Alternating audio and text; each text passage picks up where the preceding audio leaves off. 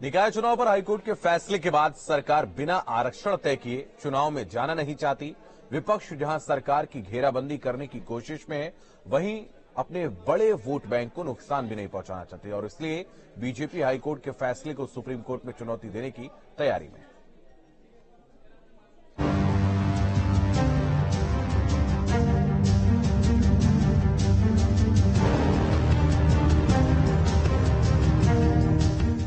Allahabad high court की Lucknow bench के निकाय चुनाव पर निर्णय के बाद अब विपक्षी दल सरकार पर हावी हैं।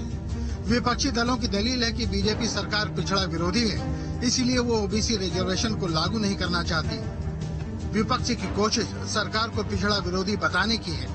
और यहाँ तो दिखाई देगी आप, जो आरक्षण मिलना चाहिए था, अगर सरकार सही तरीके से पैरवी करती, सरकार सही तरीके से पक्ष रखती, तो आज पिछड़ों को आरक्षण मिलता। आरक्षण बचाने के लिए अगर समाजवादी पार्टी को सुप्रीम कोर्ट भी जाना पड़ेगा, हमारे पिछड़े जो संगठन के लोगों ने अगर आरक्षण बचाने के लिए सुप्रीम कोर्ट जाना पड़ेगा, तो हमारी पार्टी के लोग जाएंगे। इस मुद्दे को लेकर एसपी विधानसभा क्षेत्रवार संविधान बचाओ आरक्षण बचाओ यात्रा निकालने की तैयारी भी कर रही है। इसके जरिए पार्टी पिछड़ों और दलितों को गोलबंद करने की कोशिश करेगी, लेकिन सरकार के डिप्टी सीएम एसपी की इस मुहिम का जवाब भी दे रहे हैं। समाजवादी पार्टी पिछड़ों की विरोधी पार्टी है, उसे पिछड़ों का दर्द नहीं है, वह पिछड़े के नाम पर राजनीति करना चाहती है। भारतीय जनता पार्टी पिछड़े वर्ग का आरक्षण सुनिश्चित कराने के बाद ही नगर निकाय का चुनाव कराएगी। यह स्पष्ट माननीय मुख्यमंत्री जी मैं स्वयं कह चुका हूं। पार्टी और सरकार दोनों इस पक्ष में है।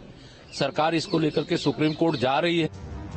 2024 के लोकसभा चुनाव को देखते हुए योगी सरकार ओबीसी को नाराज करने का जोखिम नहीं उठाना चाहती, लेकिन ट्रिपल टेस्ट के बाद चुनाव करने में लंबा वक्त लग सकता है। फरवरी में सरकार ग्लोबल इन्वेस्टर मीट में भी व्यस्त रहेगी और फरवरी मार्च में ही प्रदेश की बोर्ड की परीक्षाएं भी होंगी।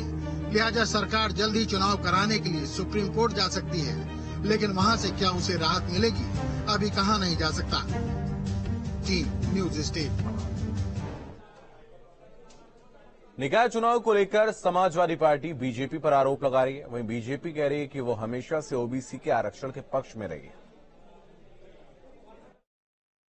लेकिन निकाय चुनाव को लेकर के विपक्ष अनावश्यक प्रोपेगेंडा फैलाने का प्रयास कर रहा है। उत्तर प्रदेश की योगी आदित्यनाथ सरकार ने जो अधिसूचना 5 दिसंबर को जारी की थी, उसमें भी चक्रानुक्रम में आरक्षण व्यवस्था जारी थी। बिना ओबीसी आरक्षण के निकाय के चुनाव नहीं होंगे, ये सरकार ने स्पष्ट कर दिया है। बावजूद इसके विपक्ष लगातार भ्रम फैलाने की कोशिश कर रहा है। लेकिन उत्तर प्रदेश की योगी आदित्यनाथ सरकार सभी वर्गों के साथ है। जिसका भी जो अधिकार है, हक है, वो उसको मिलकर रहेगा। देखिए, भारतीय जनता पार्टी की मानसिकता खराब है, सोच सही नहीं है। कौरवों की तरह जैसे वो 1 इंच एक सुई की नोक के बराबर जगह नहीं देना चाहते थे, वो भी कोशिश करते हैं कि कम से कम स्थान देना पड़े पीड़ित, शोषित, वंचित वर्गों को। उनका पुराना अनुभव था। मध्य प्रदेश के अंदर वो ये सर्वे नहीं कराया गया था, इसके कारण से बिना ओबीसी रिजर्वेशन दिए वहां चुनाव हुआ था। उन्हें पता था कि अगर हम ये सर्वे नहीं कराएंगे तो यहां पर भी वैसा ही होगा, लेकिन जानबूझ के उन्होंने वो सर्वे नहीं कराया। इसके कारण ये फैसला आया है।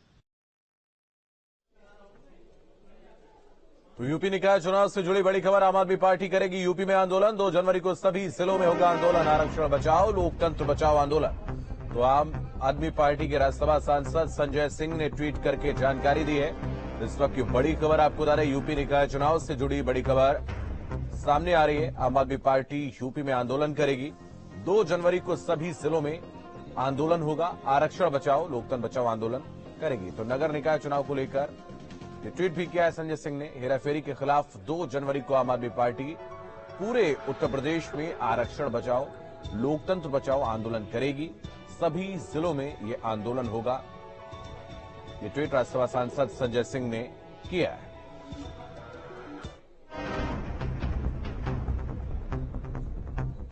वहीं श्रावस्ती से बड़ी